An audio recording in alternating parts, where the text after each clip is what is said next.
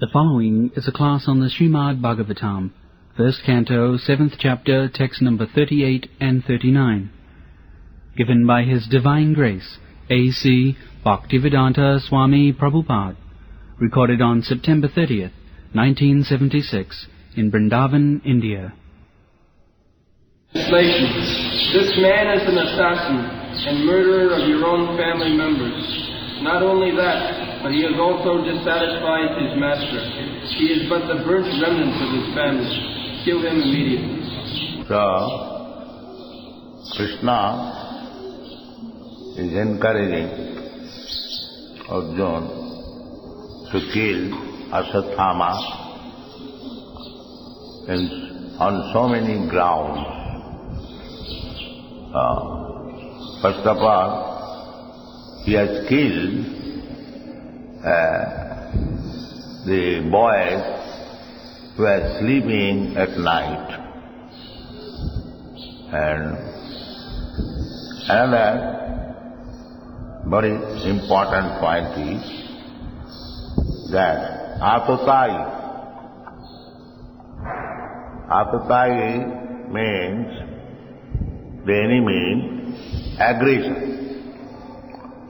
Unnecessarily one who attacks, he is called Atatai. One who sets fire in your house, one who kidnaps your wife or somebody in the family, and one who gives poison. And there are so many lists of ascertaining an Atatai. So, Krishna described the Ashwatthama as Atatai. He is not a brave soldier, so he should be killed. So many faults Krishna found in his behavior, and bhaktuscha vipriyam vira. He could not satisfy his master. Sometimes the servants do something abominable for pleasing the master. But he could not please even the master. He wanted to please Duryodhana, his master, promising him that he would kill all the 5 brothers, the Pandavas, but instead of killing the Pandavas, he killed their sons. Duryodhana did not like that, because he knew that the whole Kuru family practically was killed. Only the 5 brothers and Maharaj Parikshit was in the womb of his mother. They survived. So Duryodhana did not like. Duryodhana, whatever he may be, he was a Kshatriya and he fought bravely. So he did not like the Kuru dynasty should be finished. He did not like. But when he understood that the 5 sons of Pandavas were also killed, he became very much disappointed, because the Kuru dynasty is finished. So he could not satisfy his master. Bhaktuscha vipriyam. So whatever he had done, all abominable, not to the rules and regulations, neither as a Brahmin or as a Kshatriya, nor even a brave soldier. He has done things like a Shudra, less than a Shudra, without any religious principle. so he should be killed. There is no excuse. And it is for his good. In the Shastra, it is said that one who is a criminal, he should be killed. Therefore, in every country, up to death, a murderer is killed, is hanged. That is good for him. If a murderer is killed in this life, punished by the state, government, then his sinful activity and the resultant action is also finished. He is giving his own life. Otherwise, if he escapes, the next life he will suffer so many troubles.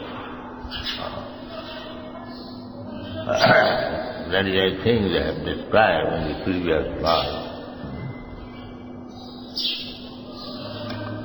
Tadasya hi Shreya. In the verse number 37, it is explained by Krishna that to kill this person, it is for his good. Because he has done so many criminal activities, so by killing him, he will be saved from serious times of sufferings in the next life. Shreya. Sadavadhastasya hi shreya. Jad dosha jati adhappava. Prayaschitta, it is called prayaschitta. Prayaschitta in the Shastra, prayaschitta is described. In every religion there is prayaschitta, atonement. In Christian religion, the prayaschitta is also advised. The sinner has to admit that he has committed sin, then he is excused by Christ or God. But not that purposefully I will go on committing sins and then I shall admit and I will go on with this business and I will be excused. No, that is not. It is quite natural that if you have done something criminal by mistake, then you can be excused by the authority. But not that because by your admission you are once excused and you will go on committing all kinds of sinful activities and you will be excused simply by your admission. No, that is not possible. The Christians, they do that. On Sunday, they go to the church and they admit their sinful activities of the week and pay something fine to the priest and they become free from the sinful activities, reactions. And from Monday again he begins. And then again on Sunday he admits. There was a movement, moral rearmament movement, MRO. So, just like we say that by Sankirtan one is free from all sinful reactions, this moral rearmament movement also preaches that by your admission you become free from all sinful reactions. But this should not be either Harinam or the Christian method of atonement should not be taken as profession. This is once or twice you can be excused, but not that you take it as a profession. That is great sinful. We have got also Nam Aparad, Dasavidha Nam Aparad, 10 kinds of offenses. If you chant Hare Krishna mantra with offenses, then it will not be effective. You must avoid the offenses. 10 kinds of offenses. Guru Avajñā, Suti Shastra Nindanam. There are so many offenses. And one of the offenses is Namnad Bala Jasahi Papa Buddhi.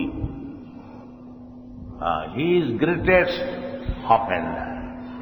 One who thinks that by chanting Hare Krishna mantra, I become free from reaction of sinful life. So, the whole day I shall go on committing all kinds of sinful activities, and at night or sometime I shall chant Hare Krishna, Hare Krishna, Hare Krishna, everything will finish. This is the greatest sin. Namnad Balad Jasyahi Papa Buddhi. He is never excused. He is condemned.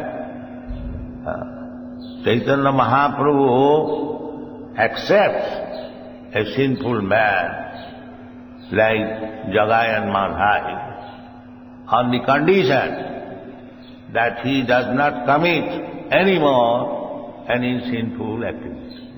On this condition. Not that I have become a Vaishnava, I am chanting Hare Krishna, so I can go on committing all kinds of sinful activities. There will be no reaction. This kind of conviction is the greatest offense, you should remember.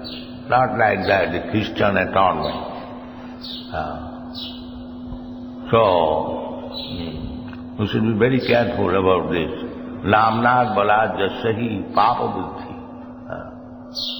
Actually, we should not take Harinam as a matter of atonement or Subhakriya.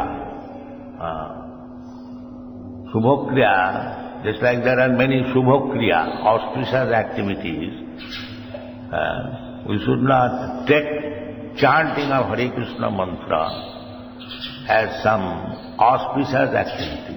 It is certainly auspicious, but generally people perform some auspicious activity, Subhakriya, to counteract their impious activities. This should not be done. This is also another offense.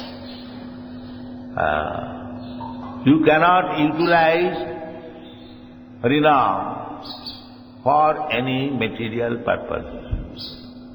Material purpose is just like generally people go to a guru for benefit of some material purpose. Sir, I have got some colic pain within my abdomen. Kindly give me your blessing. The materialistic person, they are after blessing for some material benefit. They are not after Krishna. That is another offense. Therefore, to go to Guru or to accept a Guru, there should not be any material purpose. Tad vijnanatham sagurumeva vigacche. One should go to a Guru for spiritual advancement of life, not as a passion. People go to a Guru as a fashion. My Guru Maharaj used to say that don't make a Guru just like you keep a dog as a fashion. Nowadays it has become a fashion. to keep a dog. In the European, American countries, it is a compulsory fashion to have a dog. Everyone keeps a dog. They love dog very much, more than anything. So we are now also imitating, because India is imitator. Since the Britishers came here, we have become first-class imitator. When in 1914 the war was going on, so it is understood that in High Court, Calcutta High Court, there is leisure hour, tiffin hour. So all the judges were sitting. So one English judge, he asked Sir Ashutosh Mukherjee, Mr. Mukherjee, now these Germans are coming, as a joke, what you are going to do? Mr. Mukherjee, Sir Ashutosh Mukherjee, he replied, yes, as soon as the Germans will come, we shall offer our respect in this way. Come on, sir. So he will not counteract. Why? You have taught us to make like this, so we shall do that. Because you have simply taught us this, how to obey your orders. So anyone will come, we shall do this. The idea is the slave mentality. The Englishmen, in an organized way, they taught the Indians how to become servant of the Englishman. We have seen it is Gandhi's movement that he dismantled this idea of white prestige. Otherwise, we are taught like that. So, this imitation of Englishmen, formerly, in our childhood, it was the advancement of civilization if one could imitate the English fashion. That was. So we should not make that a fashion. Guru is not a fashion. In the Śrīmad-Bhāgvatam, in Bhagavad Gita, in all Vedic literature, who requires a guru? That is described. Tasmād gurum prapaddeta jigyāsu sreya uttamam. He requires a guru. Jigyāsa. Athāta brahma jigyāsa. That is human life.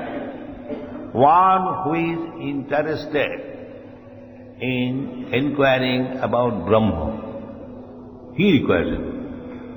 One who has no business for understanding Brahma, simply to make a fashion that I have a guru, this is useless. It has no value. One must be very much inquisitive to understand the spiritual science. He requires guru. Tasmād gurum prapaddeta jigyāsu. Jigyāsu means inquisitive. Chaturdvida bhajante mam sukhiti na arjuna atma arthati jigyāsu jnani cha bharatarsha. Jnani jigyāsu atma arthati. The grihasthas, they are artha, distressed. So, if he is pious, so in his distressed condition, he approaches the Supreme Personality of Godhead. My Lord, I am very much distressed. Kindly give me your favor. Give me. There is give me. And Jigyasu, Jnani, they do not want anything, give me. But Jigyasu, actually, what is God? What is the absolute truth? That is the difference. One is going to God or asking something. And Jigyasu Jnani is eulogized because they do not ask anything. To ask anything from God is the higher standard of bhakti. Just like Chaitanya Mahaprabhu says, na dhanang na janang na sundaring kavitang va jagadisha kamani. This is pure devotion. People generally go to Krishna, God, oh God, give us our daily bread. This is not bhakti, but it is piety. Because he goes to God, there was Sukriti, no? He is not the sinful man. He is pious. At least he has approached God. And those who are sinful, they do not approach him. They do not go even in the temple to ask something. They say, what is this nonsense? We don't require, we shall work hard. Nowadays it is going on. Why you go to temple? Why you give credit to God for your success? You work hard. There is a philosophy, karma mimamsa. It is like that. You work hard and you get the profit. Why you should give credit to God? This is going on. They are duskriti. They do not know that without God's mercy, you cannot get anything. Otherwise, simply by working hard, anyone could become a big man. No, that is not possible. Without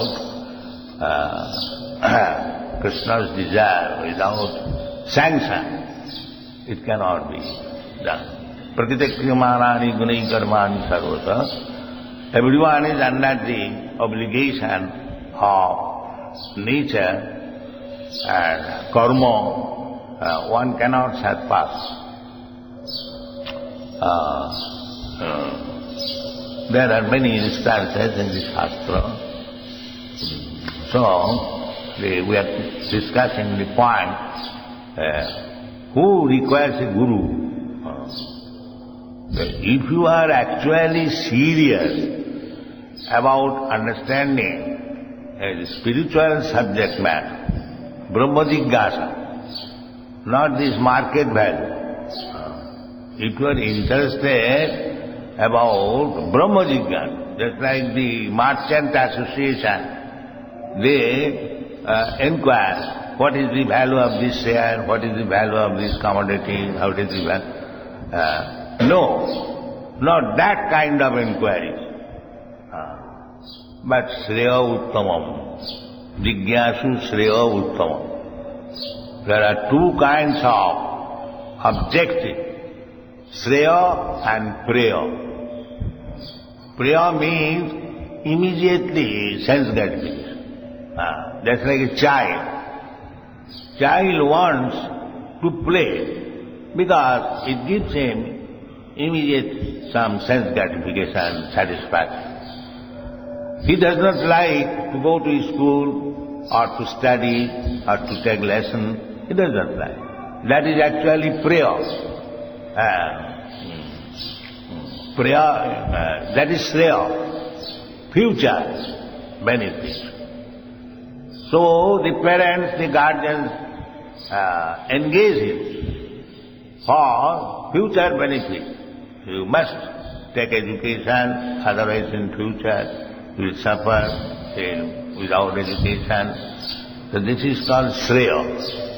Similarly, our human life is meant for Shreya, not for Preya.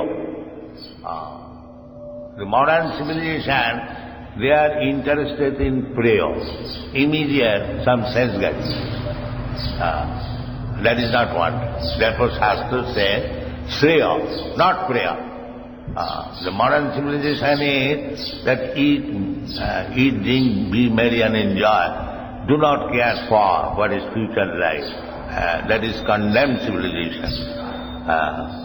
We should know that there is future life, there is birth after death, and we must be prepared. That is advised in the Bhagavad Gita. Janti deva vrata devan pitrin janti pitrivrataha bhuteja janti bhuta madhyajinopi janti ma. So you can achieve this success of life. Madhyajinopi janti. There are many kinds of future benefit.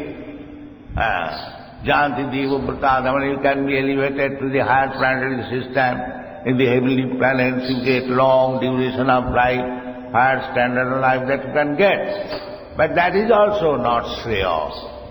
That is prayer. The same material happiness in higher standards. Shreya is madhyajinopi janti ma. If you practice jajina, worshipping Krishna, as Krishna says, Manmana bhavamar bhakta madhyaji. Madhyaji, no? The same thing. If you practice, that is your Shreya. Otherwise, anything you do, considering it is very nice, you are being entangled. Jagyartha karmannatru lukayam karma bandhana. Salpam apiyasya dharma satrayate mahato bhaya. If you try to advance in devotional service, even a little bit, it can save you from the greatest danger. And if you do not do that, if you are entangled, if you are enamored by immediate sense satisfaction, you become karma bandhana. Therefore, Guru is required who can save you from the karma bandhana process. But karma mukta. Karma mukta, that is required. Not karma bandhana. Karma mukta. Sagunan samatista hitan brahma bhuvaya. If you are trained up to devotional service, march by vicharini bhakti yogina jaseva. Sagunan samatita, that is Sagunan samatita, that is mukti. Baddha condition means we are under the three modes of material nature. That is condition. And mukti means you are not under the obligation of the three modes of material nature. That is mukta. So Krishna can make you immediately mukta. Aham sarva papebhyo mokkhaśṇa. That is Krishna's power. Prabhavishnavena. He can make the lowest class of man. Kiratahunam, pulinda puppasa, avira sambha, javana kasada. Then nature power. They are considered as the most sinful, less than the Shudras, Chandalas, Kiratahunam, pulinda.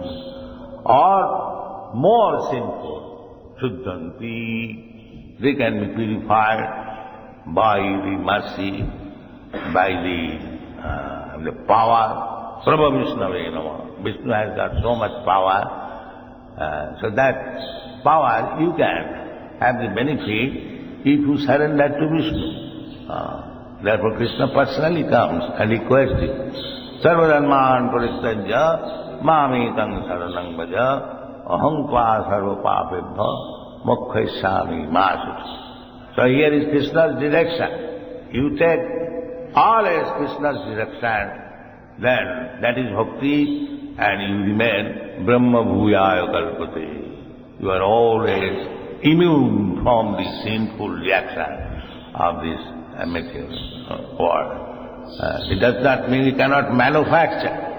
Actually, you have to follow the orders of Krishna, just like Arjuna is being advised. You simply follow Krishna. Not that whimsically you are going to punish Ashwatthama under direction of Krishna. Similarly, in every step of your life, if you take Krishna's direction or his representative's direction, then you are safe. Thank you.